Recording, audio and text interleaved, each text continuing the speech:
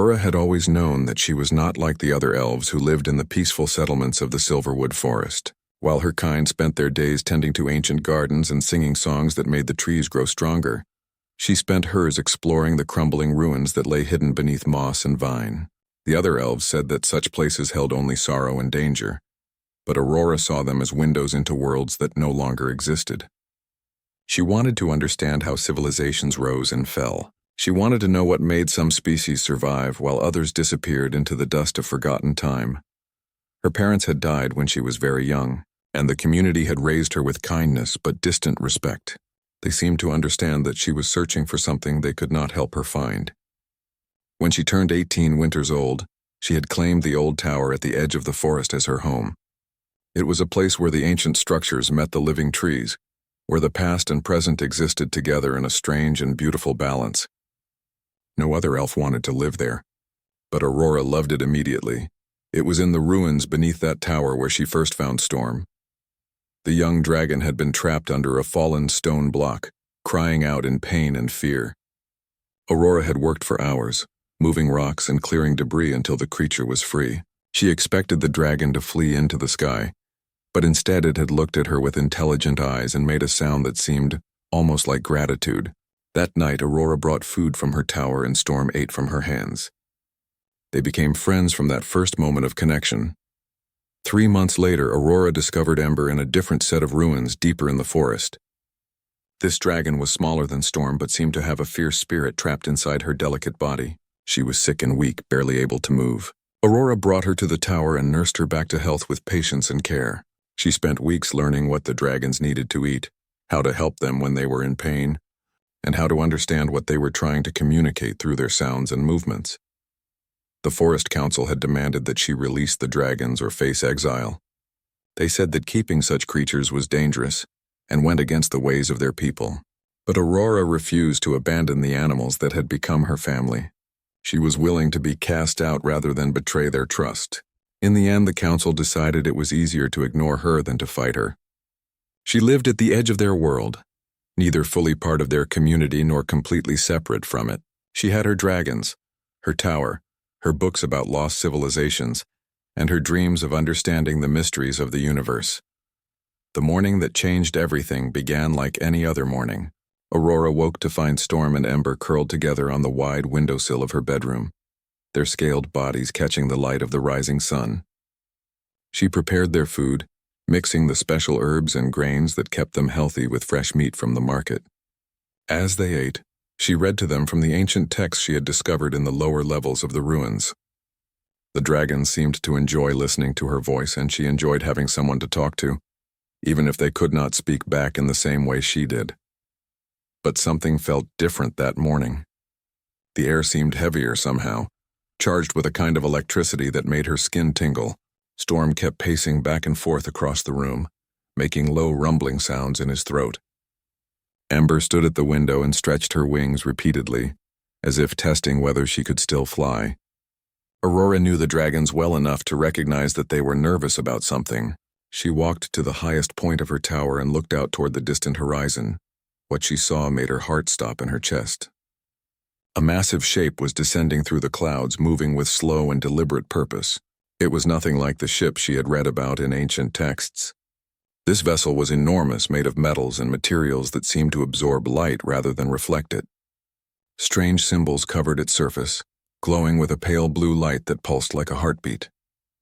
As it descended lower, she could see that it was not a single structure but perhaps a collection of smaller craft that had been combined into one enormous whole. Aurora ran down the stairs of her tower as fast as her legs could carry her. She called for Storm and Ember, and they followed her without hesitation. Together, they made their way toward the crystal mountains that lay on the eastern edge of the forest. These mountains had always been sacred to her people, places where the oldest magic was believed to still flow through the rocks and soil. If something terrible was about to happen, she wanted to witness it from a place where she felt connected to something larger than herself. By the time she reached the base of the mountains, the massive vessel had landed in the wide valley on the other side of the forest. She could see smaller craft emerging from within it, moving purposefully across the landscape. And then she saw the figures. They were tall and geometric in their movements, covered with devices that glowed and hummed with power. They were clearly not from her world. They were not from any world that she had read about in any of her ancient texts. Within hours, messengers from the Forest Council appeared at her door. They looked frightened and confused. An official representative was needed to meet with the visitors from beyond the stars, someone who could speak for their people and perhaps negotiate with these unknown beings.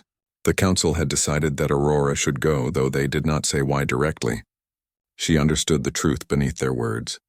If something went wrong, they were willing to sacrifice her rather than risk the lives of important members of their community. Aurora agreed without hesitation. She had spent her entire life wondering about the worlds beyond her own. She had read every scrap of information about other species and civilizations that she could find. Now the universe was offering her a chance to meet beings from another world entirely. She would have gone even if the council had not asked her. She packed supplies into a travel bag and prepared Storm and Ember for the journey. Neither she nor the dragons would face this alone. The sun was setting as they made their way across the forest toward the valley where the alien vessel waited. The sky turned shades of orange and purple that seemed almost unreal against the black shape of the massive ship.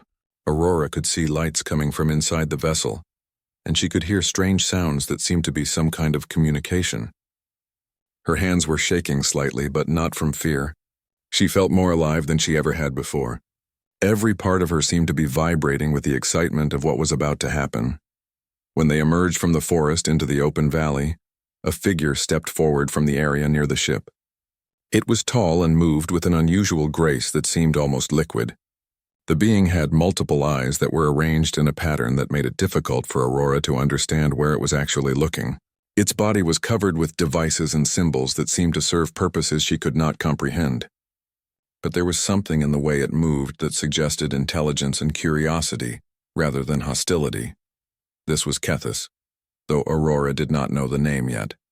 The alien queen approached slowly, as if she was carefully observing every movement that Aurora and her dragons made. Kethis had traveled through the cosmos for thousands of years. She had encountered hundreds of different species and civilizations. She had learned to read the subtle signs that indicated whether a creature was dangerous or harmless. Looking at the elf woman with her two small dragons, she recognized something that intrigued her. She saw courage mixed with uncertainty. She saw wisdom combined with youth. She saw someone who was willing to face the unknown with an open heart. The alien queen did not move to attack or threaten Aurora and her dragons. Instead, Kethis tilted her head in a gesture that might have been curiosity or might have been confusion. She raised one of her many arms and touched a device on her body. The voice that emerged was layered and complex, seeming to come from multiple sources at once. It was translated into Aurora's language by some kind of technology that seemed to bend sound itself into comprehensible words. Kethis asked who Aurora was and what she represented. Did she speak for the people of this forest? Did she carry authority to make agreements or treaties with other worlds? Aurora took a deep breath and stepped forward. She introduced herself simply, saying that she was just a young elf who lived at the edge of the forest. She did not claim to represent anyone but herself. She explained that Storm and Ember were her dragons, creatures she had raised as family. She did not know why the council had sent her, but she was willing to listen to what Kethis had to say. The alien queen seemed pleased by this honesty. She gestured for Aurora to follow her back toward the massive vessel. Kethis explained that her species had been traveling through the galaxy for many thousands of years. They had encountered countless civilizations and most of them had been destroyed. Sometimes the destruction had been necessary because the civilizations were hostile and dangerous. Sometimes it had been a simple matter of incompatibility. Sometimes advanced species simply could not coexist with less developed ones. But Kethis had been questioning these practices for a long time. As they walked, Kethis told Aurora about her species. The Kethrians were beings of pure logic and calculation. They had eliminated emotion from their decision-making processes thousands of years ago. They believed that feeling and sentiment only led to poor choices and unnecessary suffering. They had built a society based entirely on reason and efficiency. They conquered planets and absorbed resources with mathematical precision. They were powerful and successful by any measurable standard. But Kethis had begun to wonder if they had lost something important in the process. She had discovered ancient records from human civilizations on this world. Humans had existed here at some point in the distant past. They had created art and music and literature. They had built great cities and monuments. They had loved each other fiercely and created families and communities. And then they had disappeared, leaving only ruins and mysteries behind. Keithis wanted to understand what made these creatures so remarkable that they would be willing to die for each other, to create beauty that served no practical purpose, to care about beings who could never repay their kindness. Aurora felt a strange pull of compassion for the alien queen. Even as she recognized the danger this creature represented, she could sense that Keithis was not evil. She was searching for something, much like Aurora herself had always been searching. The elf woman began to speak about her own discoveries. She talked about how the ancient texts showed that the most successful civilizations were not those that were most powerful or efficient. They were the ones that understood how to cooperate and create meaning together. Keithis listened intently as Aurora described the ruins she had explored and the stories she had pieced together from ancient fragments and broken texts. The queen seemed genuinely fascinated by every detail. She asked questions that showed she was truly trying to understand, rather than simply analyzing information. They walked for hours, moving deeper into the alien vessel. Aurora saw technology that seemed impossible, machines that performed tasks she could not even conceive of. But even more interesting to her were the areas that seemed to have been decorated with objects that served no practical purpose, suggesting that even the Kethrians had some appreciation for aesthetics. When they reached what seemed to be Keithis' personal chambers, the queen made a surprising request. She asked Aurora to show her exactly how she had come to care for the dragons. She wanted to understand the emotional and practical processes that had led to their bond. Aurora nodded and knelt down beside Storm and Ember. She moved slowly and deliberately, narrating everything she was doing and why. She explained how she had learned to recognize the different sounds the dragons made and what each one meant. She showed how she could tell when they were hungry or sick or frightened just by observing their behavior. She spoke about the time she had stayed awake for 3 full days when Ember was recovering from an illness, holding the dragon's head and singing songs to keep her calm and comfortable. She described the moment when Ember had opened her eyes and looked at her with recognition and gratitude. She talked about how Storm had brought her a fresh kill one morning as a gift, showing that the dragon understood the concept of generosity and caring. And she explained that none of this required logic or efficiency. It required patience and attention, and a willingness to prioritize another creature's well-being over her own. Keithis watched this demonstration with all of her eyes focused intently on Aurora and the dragons. She seemed to be processing something that was difficult for her logical mind to understand. Finally, she spoke. She told Aurora that in all her 1,000 years of existence, she had never witnessed anything like this. She had observed creatures that worked together through force or chemical commands. She had seen beings that stayed in groups because it increased their chances of survival. But she had never seen this kind of voluntary attachment based solely on affection and choice. The queen asked Aurora a question that seemed to come from deep within her being. Why would a creature ever choose to remain vulnerable and exposed to pain by caring for another being?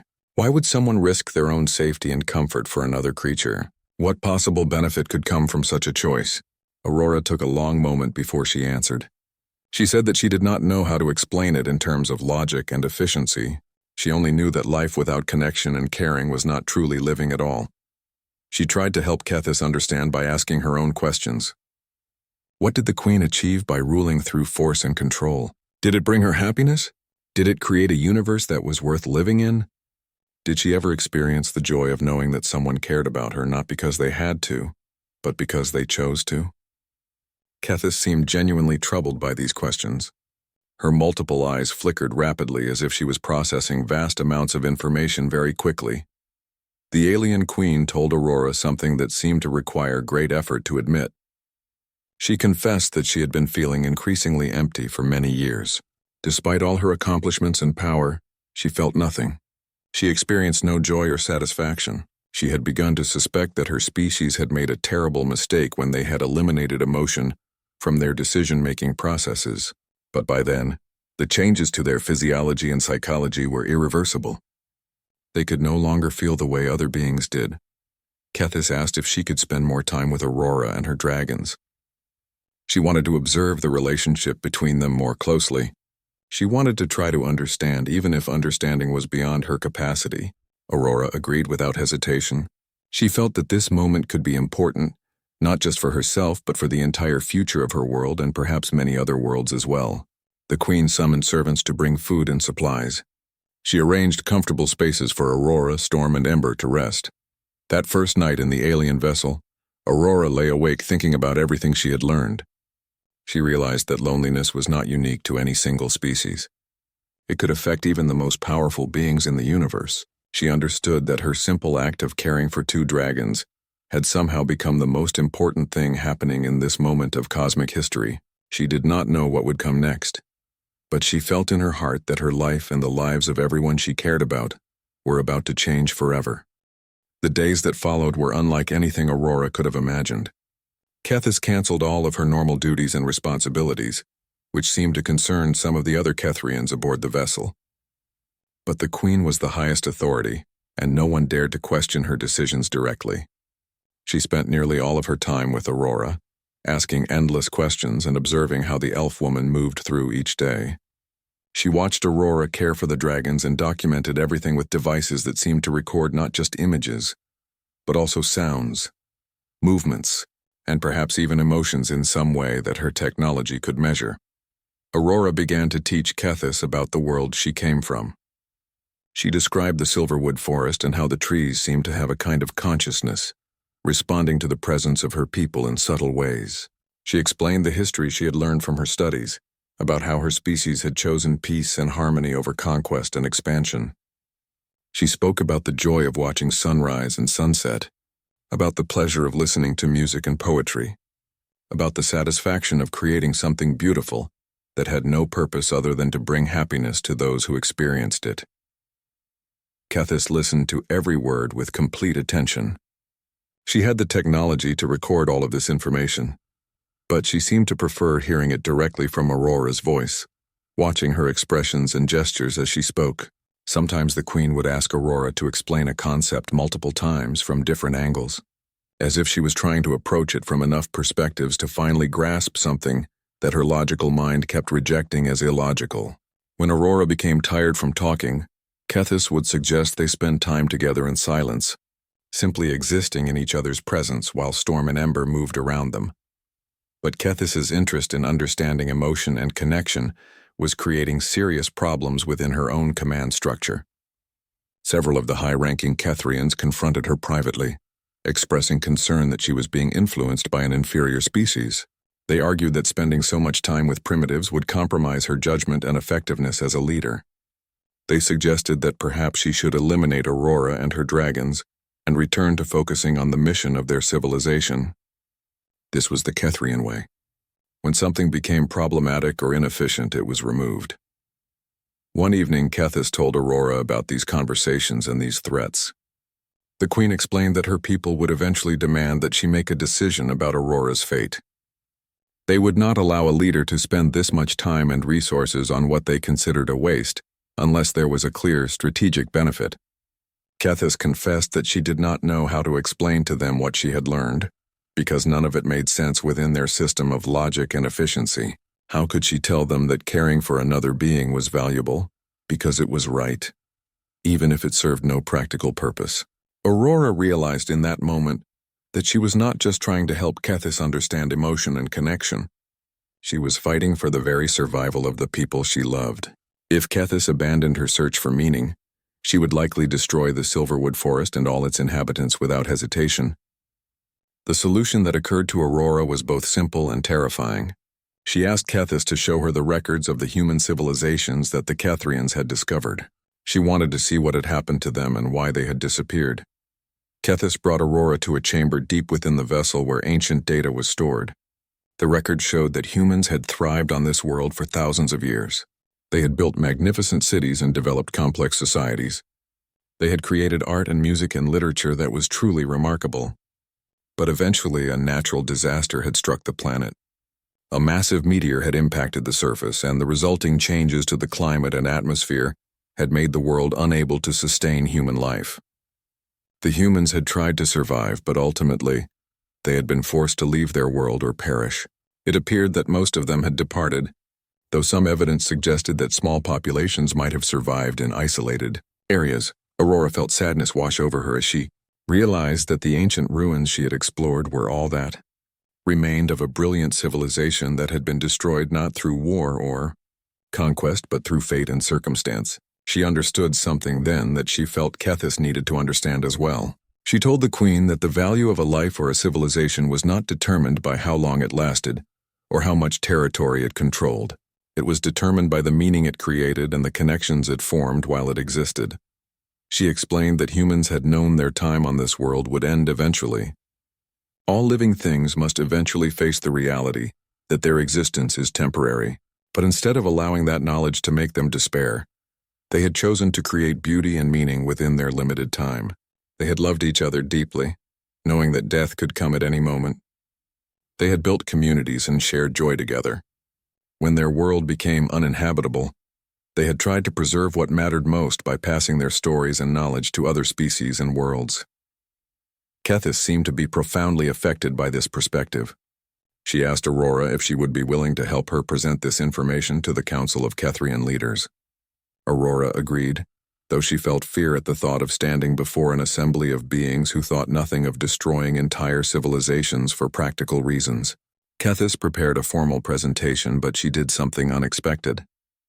Instead of relying solely on data and logic, she asked Aurora to come with her and to bring Storm and Ember.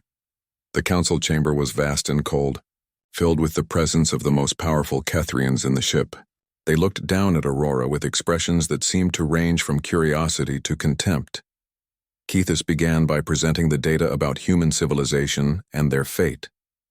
She discussed the research that had led her to conclude that emotion and connection were not weaknesses, but strengths. She proposed that the Kethrians had been wrong to eliminate feeling from their society. She suggested that perhaps they had traded away something essential to their humanity in pursuit of pure logic and efficiency. The other Kethrians immediately began to argue against these ideas. They presented data showing that emotional civilizations were chaotic and inefficient. They pointed out that caring about individuals and relationships had led to countless conflicts throughout history. They argued that the Kethrian way had made them the most successful species in the galaxy because they were not burdened by sentiment. But then Aurora stepped forward. She was terrified, but she spoke clearly and directly to the council members. She told them that she understood why they valued efficiency and logic. Those things were valuable. But she asked them to consider what they had lost by rejecting emotion entirely. She asked if they had ever experienced the satisfaction of creating something beautiful for no reason other than joy. She asked if they had ever felt the warmth of caring for another being. She asked if they could understand why creatures would choose to stay together, to build communities, to create families, knowing that all living things must eventually die. Then she turned to Storm and Ember and asked them to come to her. The dragons approached without hesitation and nuzzled against her. She explained that these creatures trusted her completely because she had shown them love and kindness. She said that the most powerful force in the universe might not be weapons or logic or efficiency. It might be the simple human ability to choose to care about another being, to create meaning in the face of emptiness, to love knowing that love is temporary and fragile and could be lost at any moment.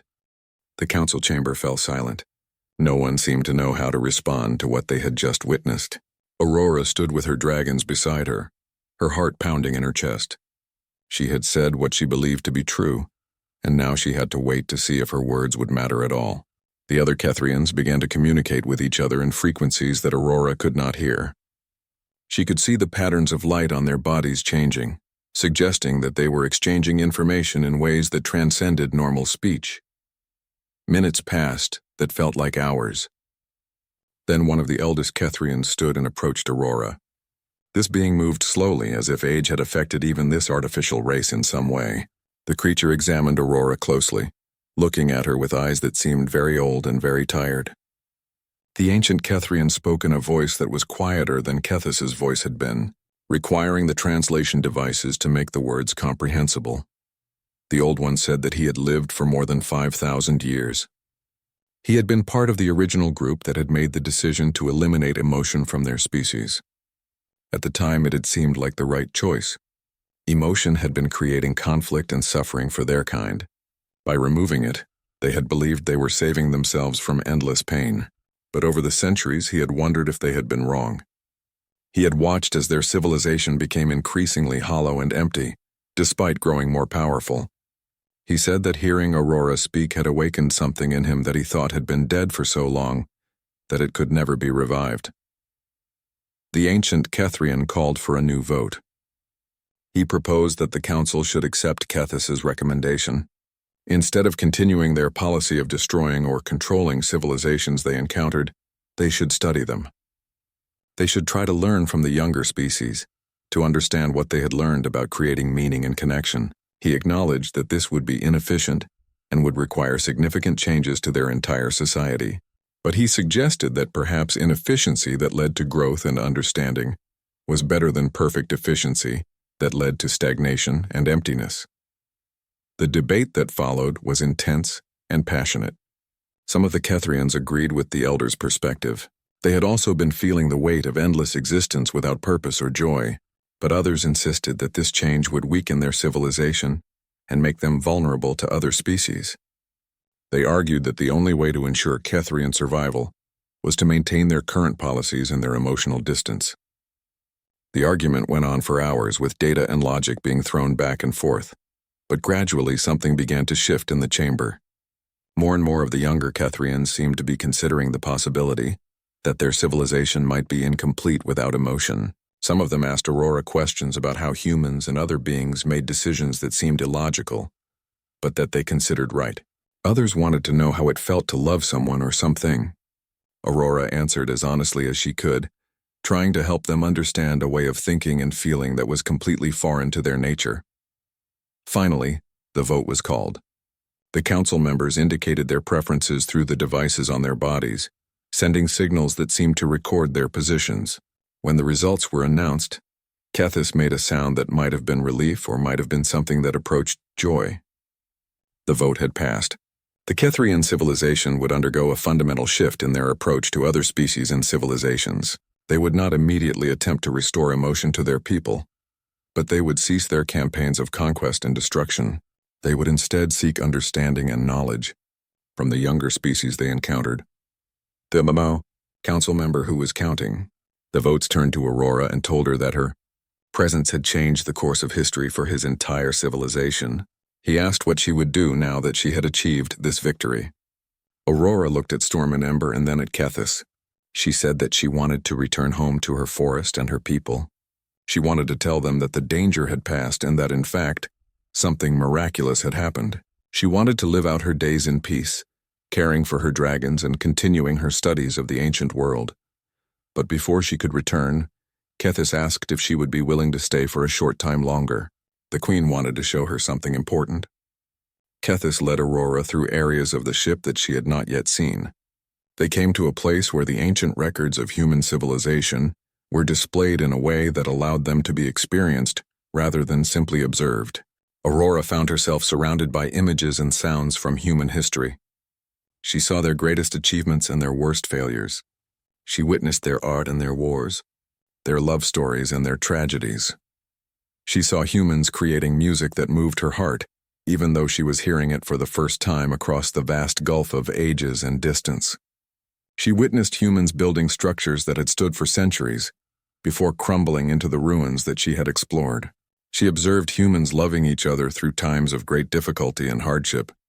She watched as they died and grieved and eventually moved forward to create new lives and new meaning, and she understood that all of this had been recorded and preserved by the Kethrians specifically, because they recognized its value, even if they could not feel it themselves.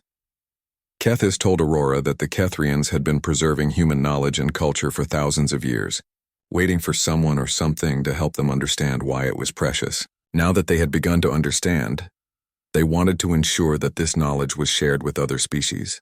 They wanted to create a repository of all the great achievements of civilizations that had come before, so that future generations could learn from them and be inspired by them. The queen asked Aurora if she would be willing to help establish this repository. She would need to return to her world and gather what she could of the history and knowledge of her people, but she would not be alone. Kethys would send scholars and helpers to assist her. Together they could create a place where all the learning and wisdom and beauty of her civilization could be preserved for countless future generations. Aurora felt tears on her cheeks. As she realized the scope of what was being offered to her, she could create a legacy that would last forever. Her people's knowledge and stories would survive even if they themselves did not. The beauty and wisdom that her species had developed would be available to help guide countless other beings across the galaxy and beyond. She agreed to help Kethis with this project, knowing that her life had been transformed in ways she could never have imagined. But before she could begin this great work, she needed to return home and speak to her people. Kethis arranged for her to be transported back to the edge of the Silverwood Forest. Aurora descended from the alien vessel one final time with Storm and Ember, knowing that everything in her world was about to change, and that she would play a central role in shaping that change. The return to the forest felt like stepping into a dream. Aurora walked through the trees with Storm and Ember beside her, and everything seemed somehow more vivid and alive than she remembered. The leaves were greener, the air was fresher, the bird song seemed more beautiful. Or perhaps she had simply changed so much during her time with the Kethrians that she was perceiving her world with new awareness and appreciation.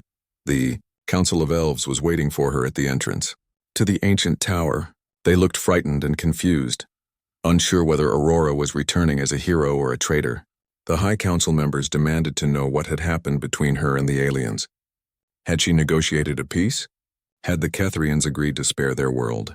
Aurora gathered all of her people and told them the complete story of her encounter with Kethis and the other Kethrians. She spoke about how she had helped an ancient alien civilization understand the value of emotion and connection. She explained that because of this, the Kethrians had decided to cease their policy of conquest and destruction. They would no longer attack worlds they encountered.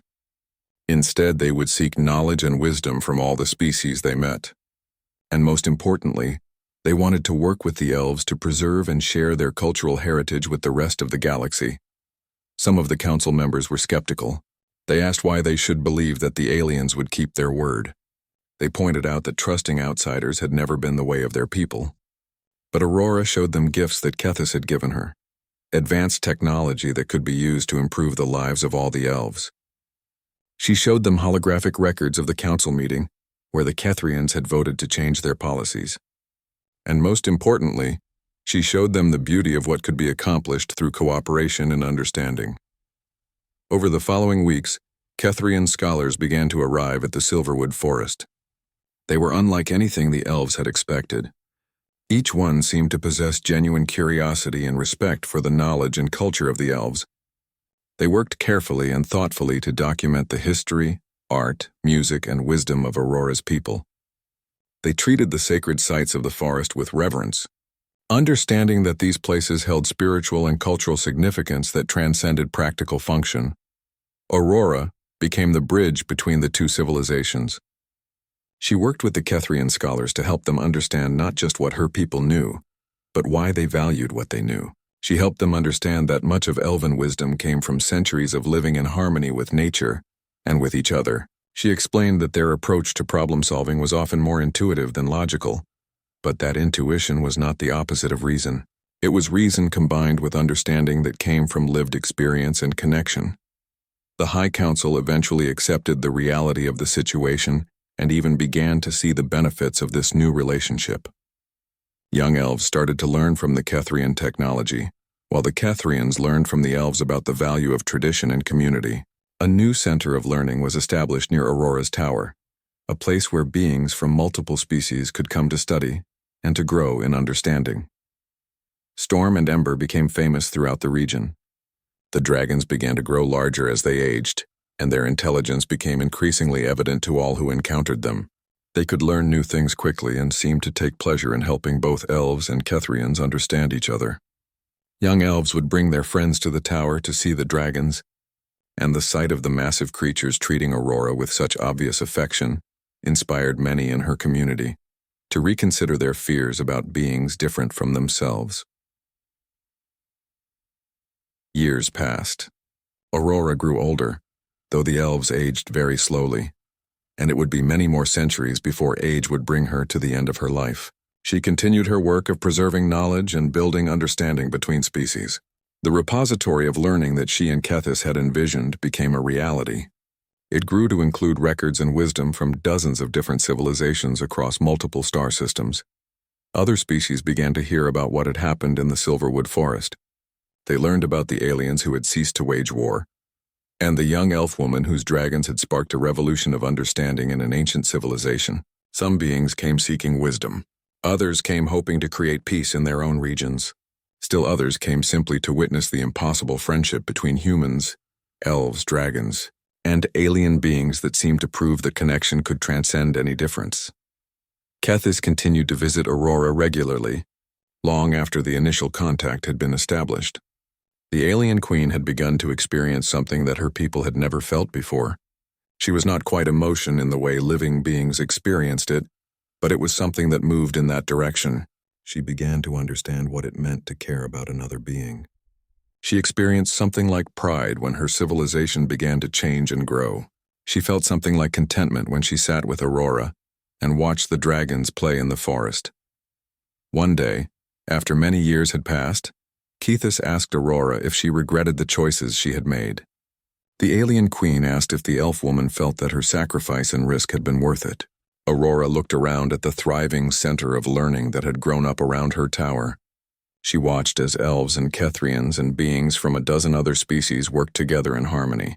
She saw her dragons lying peacefully in the afternoon sun, their enormous forms casting shadows across the grass. She turned to Kethis and told the queen that she had never regretted a single moment. She said that she had been searching her entire life for meaning and connection, and that she had found both in ways she could never have imagined. She had learned that the most powerful force in the universe was not weapons or logic or efficiency. It was the willingness of beings to reach across the barriers of fear and difference and try to understand one another. It was the courage to show vulnerability and to create families and communities based on choice rather than necessity. Aurora explained that every life mattered. Every civilization had something precious to contribute.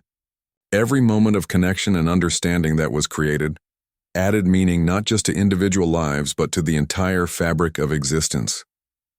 The fact that all things eventually ended made the time they existed even more valuable, not less. The temporary nature of life was not a tragedy. It was an invitation to make each moment count. Kethis told Aurora that she had changed her civilization forever. Because of this one elf woman and her two dragons, the Kethrians had begun to experience something approaching what other beings called happiness. They had learned to appreciate beauty and meaning. Some of them had begun to study the emotions that other species felt, trying to understand and perhaps even replicate the capacity for feeling. It would take many generations for the Kethrians to change completely, but the journey had begun and it could never be reversed.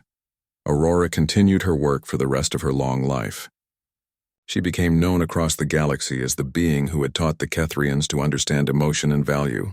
When she finally passed from the world after centuries of work and teaching, her passing was mourned by beings from hundreds of different species. They had all been changed by her example. They had all learned from her that connection and caring were not weaknesses, but the very foundation of a meaningful life. Storm and Ember lived on long after their companion, as dragons seemed to possess lifespans even longer than those of the elves. The dragons became symbols of the possibility of peace and understanding. They became living reminders that beings who seemed designed for war and conflict could instead become bridges between worlds. And the center of learning that Aurora had established continued to grow and evolve, becoming a beacon of knowledge and connection for all the civilizations that touched its halls. The story of Aurora and her dragons would be told for thousands of years across the galaxy. It would be taught to young beings as a lesson about the power of one person to change the course of history. It would inspire countless others to reach across their own fears and differences to create connections with beings they did not understand. And most importantly, it would prove that compassion and caring were not inefficient luxuries. They were the most efficient and powerful forces in existence, capable of transforming not just individuals, but entire civilizations, and ultimately the entire universe itself.